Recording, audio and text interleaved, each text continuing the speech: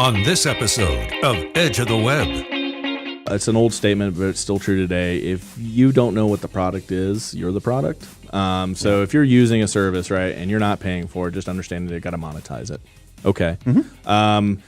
Once again, making a smart risk decision. Is it fair? Do I want to communicate with my friends and family and share pictures and do all the things? Then, I need to have a Facebook and then understand the data that I put in there or the activities that I do while I have Facebook app installed on my phone or on my computer while I do these other activities that's going to feed back into the machine. Your weekly digital marketing trends with industry trend-setting guests. You're listening and watching Edge of the Web. Winners of Best Podcast from the Content Marketing Institute for 2017. Hear and see more at edgeofthewebradio.com. Now, here's your host, Aaron Sparks. Oh my, what's that? Oh, what's behind us here? So we talked about everything being a risk calculation. Yep. So this is an example of poor risk management. If there's a game called Beersby that we play every summer as a competition together as friends, I made the poor decision of wearing. I packed very quickly to go for this weekend out with friends in the woods. You can see Verts in the woods, and for some reason I didn't pack any socks or shoes. I had my pair of sandals and then I had a pair of Crocs. And Gotcha. I didn't want to. The key with this game you need to understand is you have to hold a drink in your hand while you throw a frisbee. This may or may not contain beer. And I didn't want to soak my nice sandals with beer because it tends to spill when you're very active in this game. Unfortunately, I chose the Crocs on wet concrete, and it was not a great decision, as you can see from this picture. The alcohol there is probably about 6 foot up out of the cup as I'm quickly going to the concrete as I slipped. But did you save the drink? That's the important thing. I'll say most of it landed on me. No. Yeah. Just ring it out. It'll be fine. Yeah. It'll be fine. So that is the difference between, that is a great example of poor risk management. I did not consider the risk when I stepped onto the concrete in those Crocs. I was not part of that particular insert there. I just want you to know is that that's all Jacob's. You'll notice it was a photo credited to Jacob Mann Photography at the bottom of that. Yeah. The watermark there. Well, let's introduce our guest to our audience. Arlie's been in as a IT security specialist, a senior security officer, a security operations manager, head of information assurance, cloud information security officer, and is currently a chief information security officer and director of information security at BraunAbility. Okay, we get it. Security. Yeah. Right? I mean, how many times you just wanted to have that in the title so many times? I'm right? hoping that eventually through osmosis you'll get more secure. Well, there's our optimization for this podcast. Yes.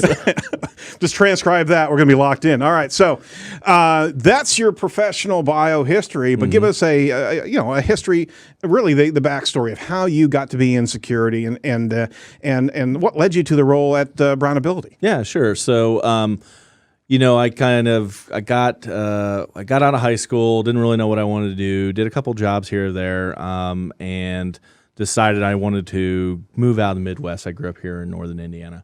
Moved to the Midwest, and we're doing more of the same kind of like jobs. Just got me from here to there, paycheck to paycheck, trying to figure out what I wanted to do. And I joined the service while I was in Seattle. Joined the Marine Corps. Was in the Marine Corps for 3.5 years. Well, thank you for your service. Well, not why I said it. I just kind of explaining it. But thank you. You're very welcome. Appreciate it, man. A lot of my service was just cleaning a lot of things. So you weren't serving in the protection mode. No, I was not. You not. were protecting the mode. Exactly. You got it. Yes. It's a lot of just the come mode. Trying to teach people how to use systems and the like. But did that. But every Marine's a rifleman, so you learn a lot about how to engage the enemy, how to make sure things are fortified and secured, and kind of in the physical kinetic space more than cyber. But I picked up a little bit of IT on the way. I got out, came back to Indianapolis, was in book publishing for a while in computer books. That's kind of how I got my interest kind of kicked off, carrying over from the military into that. And then started working for a couple IT shops here in town, got my associate's degree, and then transitioned fully over into IT. I joined a local hospital system here in town called St. Vincent Health, which is part of a larger organization called Ascension Health. And then that job really, there was nobody, I was doing kind of quality assurance, if you will, which was really kind of the complaints department. Anytime IT screwed something up, they had sent me up there to kind of get yelled at. So the sacrificial lamb. Right. They were like, you got yelled at professionally for 3 years in the Marine Corps. This should be cakes. I was like, yeah, absolutely. Until I met nurses. But they're brutal. Transitioned out of that and moved into security because nobody else wanted to do it. And that's kind of where I found what I was really good at and what I really loved. I like tearing things apart and figuring out how they work and really having the curiosity of the way systems and people and processes work and organizations are built. And then, just being able to be able to constantly have a career that challenges me to continue to keep up and learn as I go. That's what I love about security. So, over the years, I've moved into different areas. I've done compliance, I've done security, I've done cybersecurity, I've done information assurance. All these are words that really just mean managing the risk, systems risk or information risk for an organization, and then just working with folks with IT systems to make sure they understand kind of the domain that they're in and the hazards that they face. They always aren't very apparent, not only to the IT folks, but also the business folks. So I kind of act a lot of times as a translator too. So that's what I enjoy about cybersecurity. And that's kind of what is the path that got me there. I've always enjoyed it. I've seen a lot of different things over the years. And it's, Bet you have. It's always a fun time.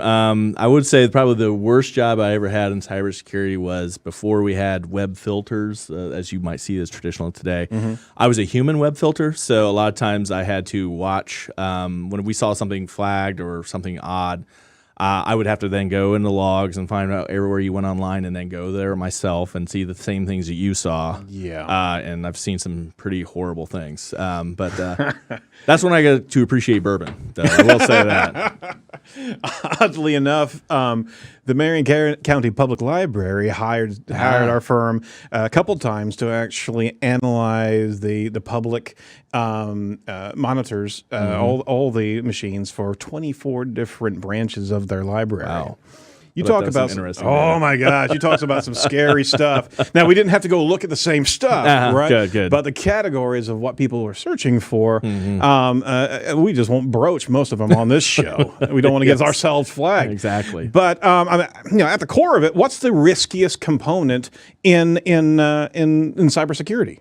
Kind of a loaded question. That is a very loaded question. That at the end of the day, right, there are only so many ways that that systems can be tricked into doing things like we talked about the confused deputy issue earlier.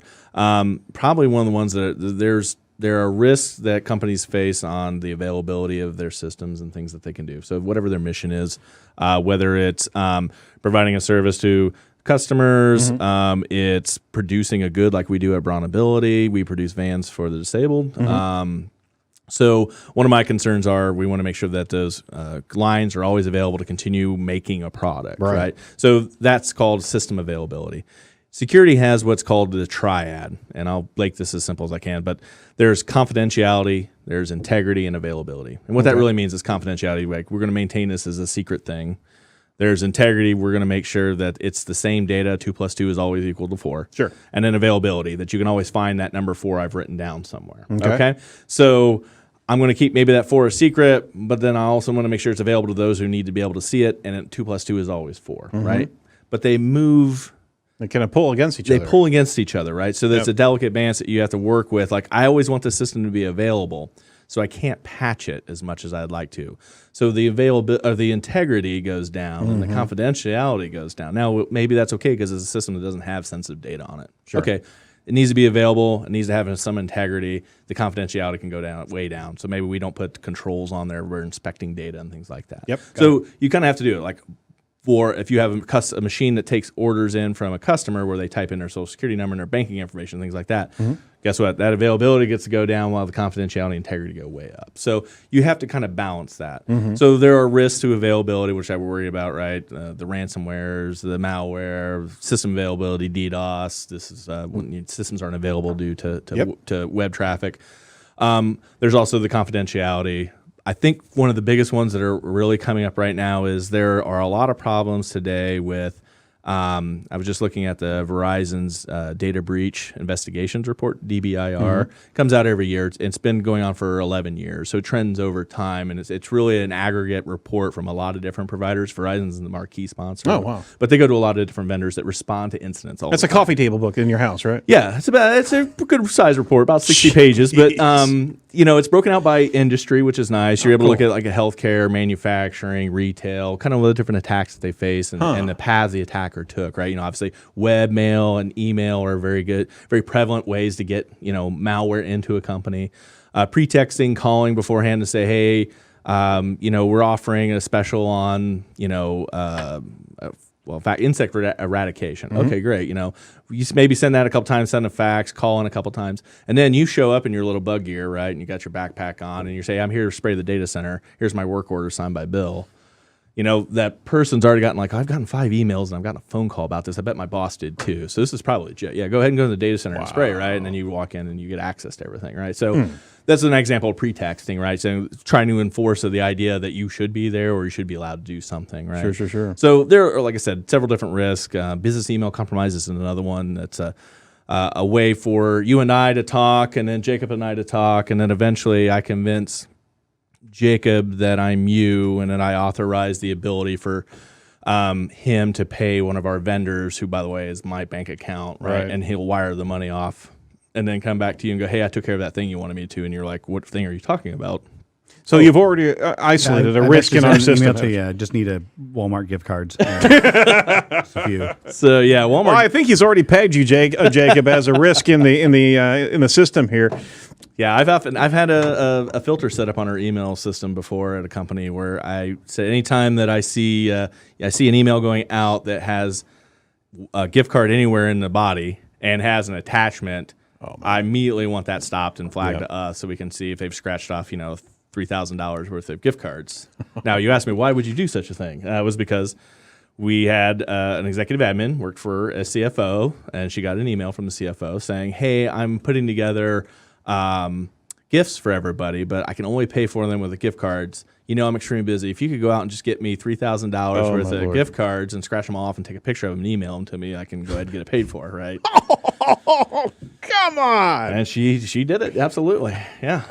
So, these things happen. So, Arlie, what you're doing is really kind of establishing the true risk in the system, and that's us. Right. Absolutely right. So let's circle back around to ourselves. I mean, how do we secure ourselves first? What's the best place to hide a login for my computer? Under my keyboard? Well, some people would argue under your keyboard safer than on the internet, but This just go back to like war games back in the day, exactly. right?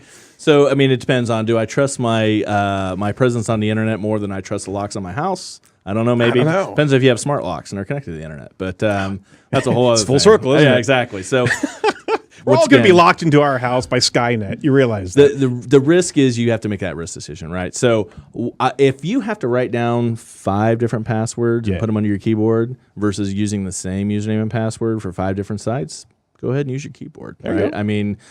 At the end of it, there's been several things that have people debated since the end of time. Complexity over length of passwords, right? I prefer length every time over complexity. NIST would agree. Yeah. And then, I would rather you make sure you don't use the same password everywhere. So if you need a password like a tool, like a LastPass or RoboForm or something that has the ability to help you create unique passwords and store them each time, you should probably use that. But you probably have to remember the password for that password tool. You do, right? So you'll want to make sure that that's one you definitely have long and can remember, and let it select all the random ones for you. Now, the trick there is always protect your whatever it is with multi-factor authentication anytime you can. Now, some people would say, oh, well, Arlie, if I get a text message, there's a way for me to do a chip swap. I can take your SIM, convince somebody to give me that SIM, and then I get your codes that you're presenting to get in. Sure. Yeah, but that's still better than username password, right? Absolutely. So there's a risk-based decision, right? It's a heck of a lot more difficult to do that, and Than it is to guess your FIDO123 right on your password. Oh, check this out! Oh yeah, we just did a search on the top 10 most common password. Still to 2019, 1 2 3 4 5 6 7 8 9 QWERTY password 111 111 ABC 123 password 1. What the hell? True story. This is 2019. I've got so many I got to change now. Hey, we've got a question online here from Mike. He says, what about Apple's password generator? So I don't know. I've never. So first of all, I will not endorse anything just on the air. I've never looked at it. I couldn't tell you. I'm always suspicious of any site that I go to that wants me to test my password by me just typing a password into some rando's website. That makes me a little nervous. You can have those passwords generated, but you wonder what kind of cookie tracking is going on between website to website to see where you went with that generated password. Yep. So those things like that would make me kind of take pause. I've not seen every sort of password manager out there, but there are several good ones, and typically they're pretty reputable, especially if they've worked any sort of with the open source community or had any sort of review done or audits done on kind of the processes. So Apple does have a function now where it's actually creating or generating a password for you. So does WordPress, for that matter. WordPress now has it provides you a strong password coming right out of WordPress, and I mean there's a number of these tools out there, but even that you gotta look at what's behind the scenes here that's generating it for you. When it gets down to it, unless you're trusting the tool emphatically, right? Then you always have to have a little bit of concern. It's all caveat emptor, right? You got to understand what you're agreeing to and what you're trying to do. Yep. So, what about passphrases? Passphrases are great. That's where I talked about that length over complexity. I definitely would prefer a passphrase every time. If you can come up with a 15-character passphrase that you can remember and don't continue to use it over and over again, right? So that's where I would put on that password manager of that 15-character kind of passphrase and then allow it to just do pseudo-generated random gibberish that are 15 to 20 characters long for each one of your other passwords. So Gotcha. All the better. All right. So first, get your own house in order. Right. Second is knowing how you're connecting to the internet. And we're talking cyber, obviously, in the space. What about VPNs? What kind of VPNs? Would you recommend a VPN, first and foremost, for your connectivity? So there's a couple different arguments there. A lot of the web today is TLS. It has that little lock on it. It's the SSL, TLS kind of connectivity between your endpoint, and the web server that's encrypted. Now, a lot can still be gleaned from that traffic. You can still determine that Jacob went to Facebook. I can't tell you exactly what he typed into the password field, but there are ways that I could trick you then. The VPN just adds another layer of kind of encapsulation, so that way I can't exactly tell where you're going. But the rub there is understanding who you're signing a contract with in order to get that VPN. Right. There's been speculation that the majority of the VPN providers are actually shell companies for intelligence agencies to collect data about you. Whether or not you trust the CIA versus like America Online, I don't know. It's depending on what you want to do with your ISP, right? So personally, I run a VPN server in AWS, right? So I control the logs on it. I could get subpoenaed Are you part for my of the own CIA? data. No, I am not. Okay. Nor have I ever been part of the intelligence community. Now, So. wait a minute. If you were, were you allowed to say that? on. I don't know. If you were part of the CIA, what would you have to say right there? 'Cause Are you legally obligated to acknowledge that? I don't think you are. That's the other. Exactly. That's the second response. We know now. So, I think it's a good idea to obfuscate your traffic, right? Just understand, once again, just like your password manager you had to pick out, you have to be a little bit wary about the VPN service provider or roll your own. No, okay, I'll dig it. So for those playing at home that don't know what a VPN is, let me back up real quick. Go ahead and describe what that is and what the functionality is. Yeah, VPN stands for a virtual private network, and what it allows you to do is creates a tunnel, if you will, over the normal everyday internet. That's a direct connection between your computer and another server. Right. And then that server will then proxy your connection to websites, wherever you're going online, the dark web, whatever you may want to go to. So, well, yeah, he looked at Jacob as soon as we're talking dark web there. All right, nice. I'm getting a pretty good profile of you now, Jake. Thanks. So typically, you'll see ads for them online, $5.99 a year, $10 a year, $2 a month, whatever it may be. I've heard of Nord and a few others that are out there. Like I said, just gotta do your research, see the reviews, see if anyone has offered any sort of audit or any sort of promise to their users, right? And this is a big thing. So the other part of that is, as a consumer, understand what you're signing away. I know it's very tough to read those terms and conditions, especially from iTunes, that you agree to every time there's an update and things like that. Sure.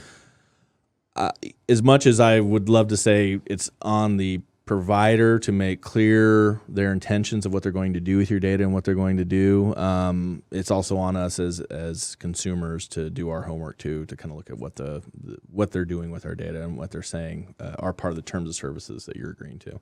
Okay, all right. So you pulled me. I was gonna pull this around at the end of the show, but let's talk about that right now because this is a very, very hot topic. And out of the 2016 election, we had a lot of fake news. We had a lot of reports of manipulation. Well, I mean, we're 2019, and there are bills going up on Congress to be able to get big data to reveal the value of this privacy data that they have.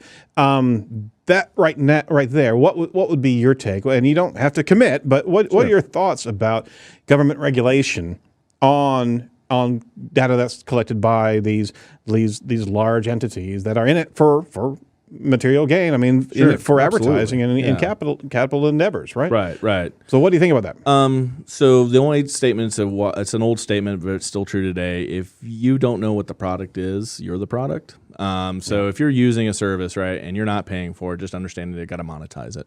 Okay. Once again, making a smart risk decision. Is it fair? Do I want to communicate with my friends and family and share pictures and do all the things? Then, I need to have a Facebook and then understand the data that I put in there or the activities that I do while I have Facebook app installed on my phone or on my computer while I do these other activities that's going to feed back into the machine, right? But flip side is, I think as long as it forces companies to be very transparent with what they're doing with your data and what data they collect on you, and then you have the right to be forgotten and you have the right to understand everyone they've shared that data with, and that those people will honor the same agreement that you've made with the company with that data, which is kind of like the premise of GDPR and CCPA, and sort of the GDPR is more of the European data protection, and CCPA is kind of like a California flavor that they're trying to do. Or they are doing. I shouldn't say trying. They are doing. But not one thing's adopted across the country yet. Not yet. No, we still don't have a universal cyber sort of regulation. We don't have a universal breach notification yet. All 50 states have different types of breach notification rules on how long it can be before you're told that your data has been compromised. Right. There's no sort of standard saying you have to do these things in security. There are for like healthcare. There are for credit card data. But nothing for everyone. NYDFS is a New York standard for financial institutions that are based in New York or do business in New York. So there are all sorts of different rules and regulations. But I don't necessarily I don't know whether or not I would support a particular one over another one. I've worked within them all. I've worked within different schemes, whether they were regulatory for healthcare and finance and on their credit cards, all sorts of different rules. Sometimes they make things easier. Sometimes they make things harder. Like with anything, poorly written regulations worse than no regulation. Right? But you're talking standards, a certain standard definition to keep everybody on the same playing field. But from a forcing of entities to be able to reveal that type of data. What's your sentiment on that? Yeah, I just want them to, that's my major concern, right, is I want to understand what data companies have about me. I want to understand who they've all shared it with, what they're doing with it, and some assurance that the people that they're sharing it with will do the same thing that they've promised to do with the data, right? So if you're using it for X, Y, and Z, let me know that, and I can either opt in or opt out. But you need to tell me that, and it needs to be in plain English. It needs to be a way that I can consume it. And then I need to be forgotten, right? I need to be, if I want to opt out, I want to collect all the data, take it with me, and then opt out of the program, right? So these are things that I think generally are good. I mean, I believe there was just a report that went out 2 months ago that's saying the most valuable commodity is now data. It's not oil anymore. You can get more money for data than you can for oil. So it's only going to get more and more. So I think we just need to take a pause and set some ground rules for like, this is what I know about myself and what you know about me and what you're doing about it with that data, right? So people, I mean, it all falls on if big data is actually forced to reveal this content, all of a sudden it'll be on that consumer to make that decision, and consumers are by their very nature lazy. That's, absolutely. I mean, honestly, that's part of the entire cybersecurity realm, right? That's what keeps you in business. No one's ever bought a product because it was secure, right? But I mean, at that point in time, I mean, could there very well be a cobble industry of helping consumers even translate the type of data that's being used on a consumer's behalf? I don't know. Maybe that's an interesting topic. I have not really thought about an advocate, if you will. Right. It would have to be something like the Electronic Frontier Foundation, EFF, or which is an organization near and dear to my heart that I've always supported. EFF.org. If you get a chance to go out, that would be my only pitch. Cool. But yeah, I mean, it has to be either some sort of foundation or non-for-profit or some sort of state-sponsored entity that would have to do that, right? Yeah. Just much like when there was the Affordable Care Act and there were navigators, I think were kind of created. I don't know if there's a data steward or a data navigator out there that could help folks that could go to as a resource to kind of be like, hey, I don't understand this. And I don't know. I mean, you can imagine if they are actually pushed to reveal all this content about you, you're not going to be able to sift through it. It's just going to be, it's going to be tomes of information, and I mean that's as scary as not seeing the data. Is trying to figure out, okay, where is all this supposed to be going? So, right. I mean, by and large, it's if people can't spend the time to even read the terms and conditions on a particular data platform, and they'll just go to the bottom and hit accept, right? Then they're kind of in it for whatever they've agreed to. They agreed to, and that's what's tough, is because we're right now on the frontier of this next economy. And you're absolutely right, is that you are going to be more valuable and your behavior is going to be more valuable than ever before, and you either can commit and agree to just go ahead and to participate in that economy, pepper me with every advertisement you can, or you can find yourself where you can possibly, and I'm waxing optimistically, that we may find an area of almost like a DMZ or something where, okay, you can have this much data, but this is my core private data that I don't want to be exploited. Almost a commerce. I want to opt in so much on this product, and here's what I'll trade for it. Right. And I think that's an interesting way to look at it. One thing that I don't want to paint marketers as bad people. I mean, they're trying to provide a valuable service. We're all evil, you know that. But you want to offer me a targeted ad, right? Which is going to be much better than an ad that's not targeted towards me, right? Because I could care less about a hair product, obviously. So I would much rather see about beard products than hair products, right? But and vice versa. By the way, I got some really cool beard oil in the really? office. Yeah, I got to share that with you after absolutely, the show. Yeah. So these are the things that, if I got to watch some sort of streaming channel entertainment and I didn't get to have to watch the same stupid 5 commercials that was selected because based on whatever reason that's not obviously targeted towards me, I would much rather watch 10 different commercials, right, to get that streaming service. That would be, maybe 2 of those would be actually super targeted to me. That would be valuable to give me a product I didn't know about, right? So it's almost like that. Now the consumer could very well be empowered with their data as to make it easy, right? Versus me trying to go through some self-selector of telling you all the things I'm interested, you could just tell, right? So there could be some valuable there.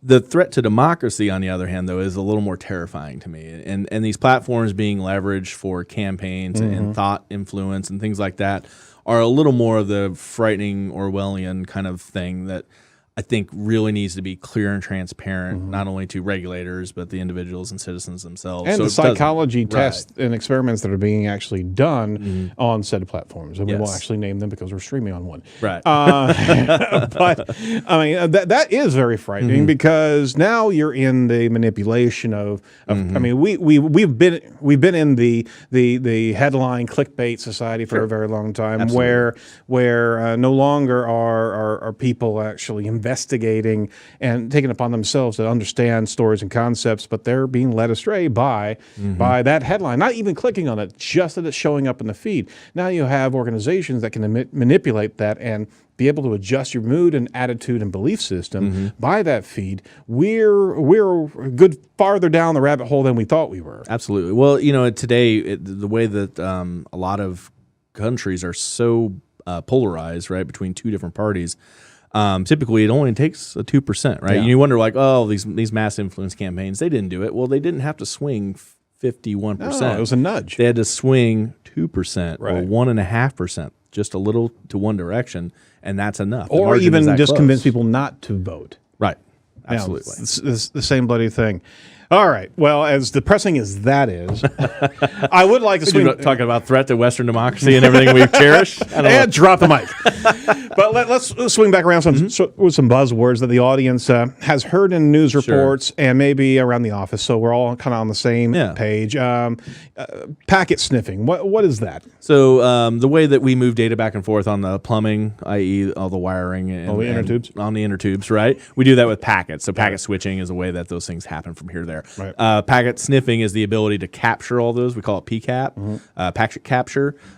We often say PCAP or it didn't happen. I believe the kids today say PICS or didn't happen, maybe. But we call it PCAPs or it didn't happen. So it's just I could do a packet sniff on your machine and watch everything you did everywhere you went, millisecond by millisecond by doing a packet capture or a packet sniffing. So you can actually do that inside of a closed network. Yes. By these type of inserting malware yourself as what's called a man-in-the-middle attack. Got it. And that's the ability for between your asset and that. So that's when I talk about those VPN providers, right? They're technically being a man in the middle that you're allowing and opting into. That they could snip all your traffic, right? Because you're terminating your encryption at them and then going on elsewhere. So, oh my Lord! Yeah. Oh my gosh. Okay, phishing. With a PH, not an F. I'm going fishing next week, by the way. Oh, nice. Yeah.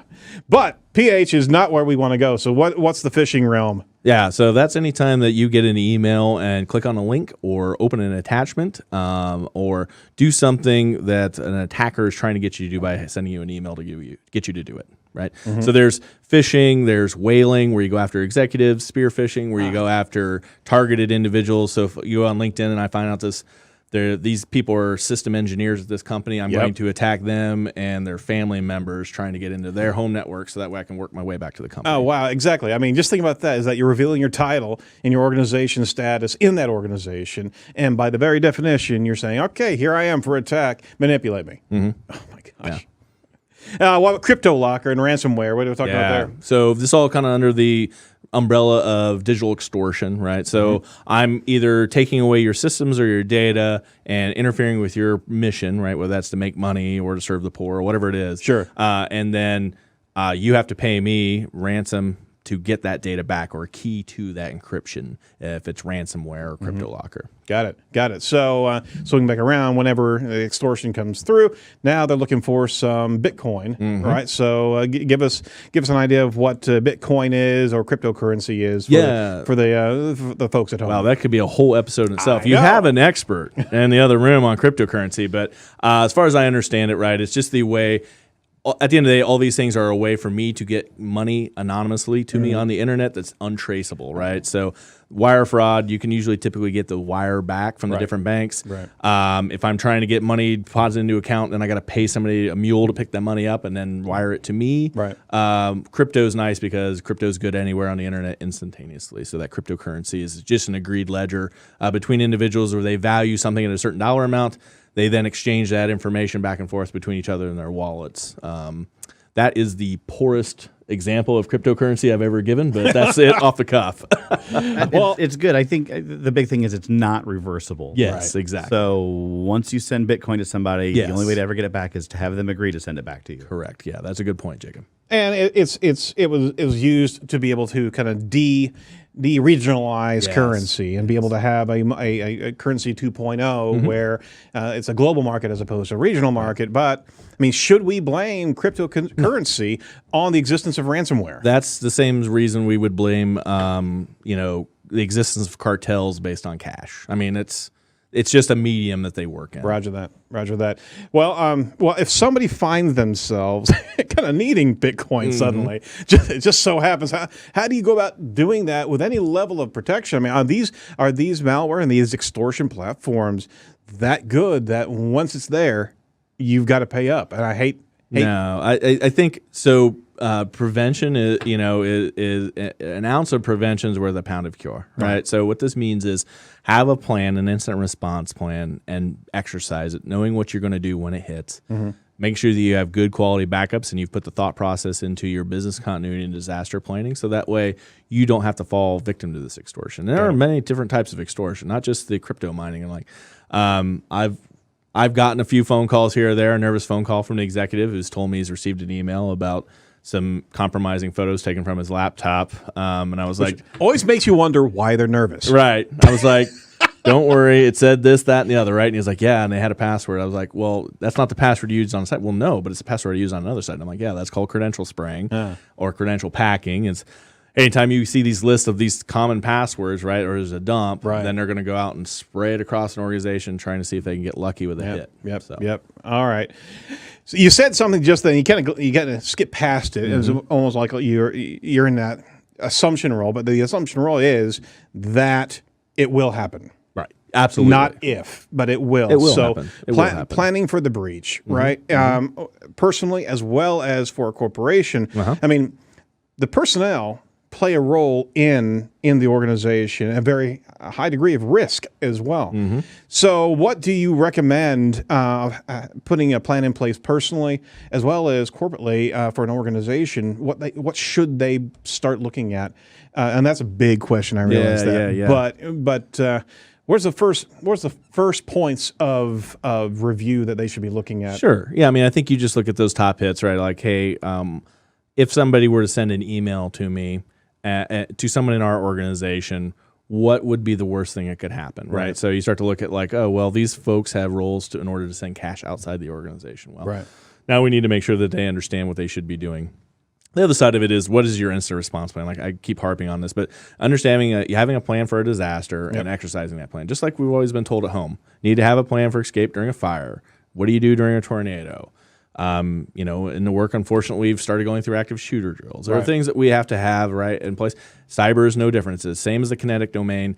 What will we do when we have these things go wrong? And you need to have that plan and exercise that plan. That's the biggest thing. I do want to mention one other thing, and I forgot to mention earlier for personnel and people. We talked about MFA and having a password tool and the ability not to use the same password across different accounts. Lastly, in light of all these situations where a lot of social security and other information has gotten out, freeze your credit. It is a service that is offered free of charge on the 3 large credit monitoring companies.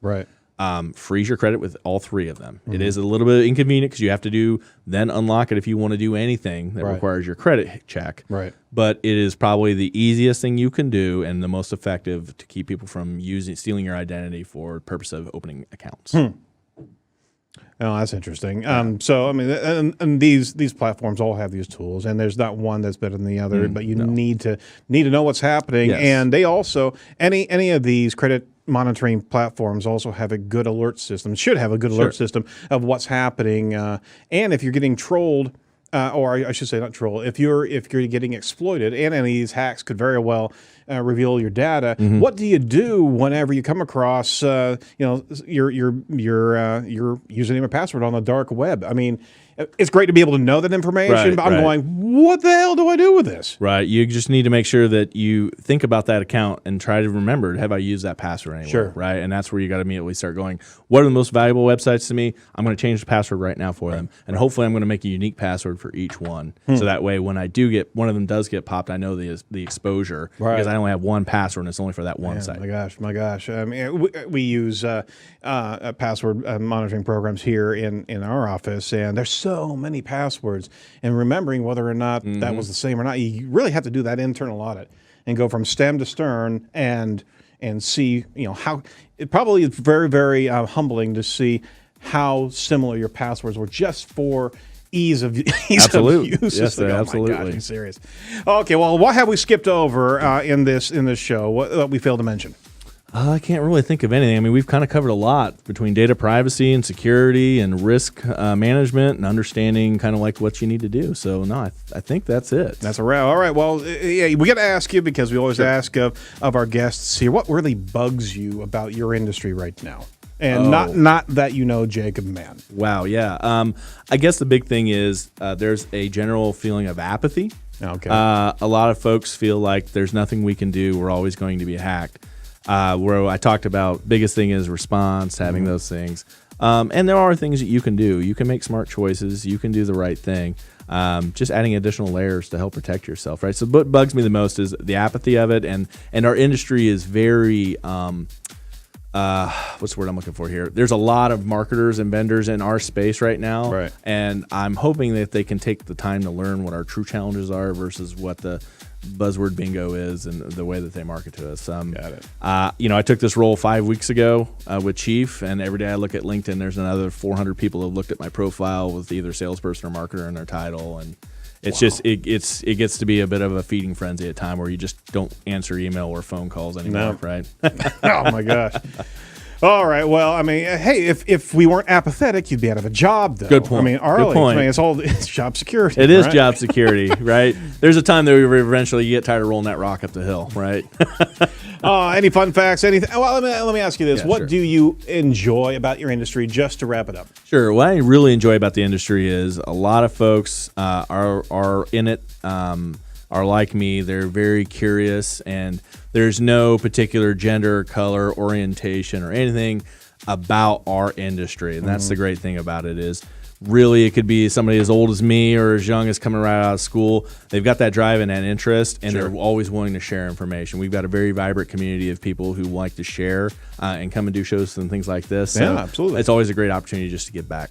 No, we certainly appreciate your time today, and it's a wealth of information. We wish you all the best of luck in championing and this issue, because we need more knowledge that's dispensated to the layperson like ourselves. So thank you so much for participating today. Anything we can promote for you? Yeah, a couple things. One would be the Electronic Frontier Foundation, EFF.org, is a great organization that is looking out for consumer and individual citizens' rights around the world and helping you stay surveillance free. So Very good. Yeah. All right. Final last words for somebody who's scared to death of what we just heard today. don't be scared, right? This is a risk-based decision. You can't get afraid of flying just because everyone publicizes how many airplanes there are, right? You need to make the right decision and understand what you're agreeing to, and you'll be fine. Read the fine print. That's what it comes down to. That's what it's there for. Absolutely. All right. Well, thank you so much, Arlie. Appreciate all the information, and we're certainly going to lift you up from afar. We want to make sure you follow Arlie on Twitter at Arlie, Arlie Hartman, as well as over on LinkedIn, Arlie Hartman. So thank you so much for joining us in studio today. I really appreciate it. Absolutely. It was my pleasure. All right. Thanks for listening to Edge of the Web Radio. And special thank you to all of our colleagues over at Site Strategics for helping us produce this show each and every week. Special thank you to Arlie Hartman in the studio. We want to make sure you check out all the videos and audio and all the stories we have over at edgeofthewebradio.com. That's edgeofthewebradio.com. We're going to be talking to Bill Slosky this next show, so you better stay tuned. We're going to be talking to one of the deep knowledge Gandalfs of SEO. How about that? There's a moniker for him. Hey, be sure to like, rate, and review the show. We certainly could appreciate all the feedback, and that's what helps us optimize our own site content. So let us know how we're doing, and we'll certainly keep on giving you as best as we can these nuggets of gold from the world of Edge of the Web Radio. Thank you so much, and we'll talk to you next week. Do not be a piece of cyber driftwood. Bye-bye.